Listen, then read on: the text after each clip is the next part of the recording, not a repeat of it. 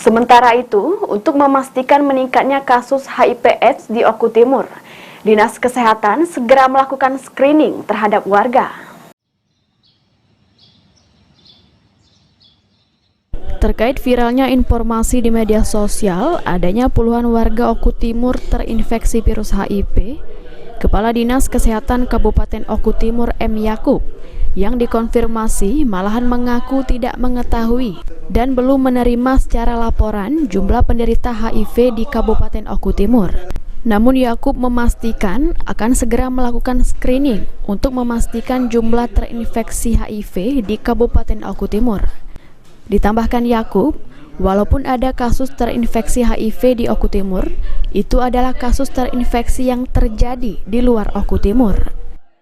Jadi terkait yang kasus kemarin, sampai saat ini terus terang saya sebagai kepala dinas, laporan itu belum pernah naik ke meja saya. Nanti saya akan lihat dulu laporannya. Yang jelas nanti akan saya lihat dulu laporannya seperti apa, dan sudah itu ya pasti saya akan memerintahkan untuk melakukan screening. Ya nanti kita lakukan screening ini yang dilaksanakan oleh rumah sakit dan puskesmas yang ada di Kabupaten Oku Timur. Nah selanjutnya setelah kita lakukan screening, nanti kita akan lakukan pembinaan kepada mereka ini. Ya selanjutnya lagi untuk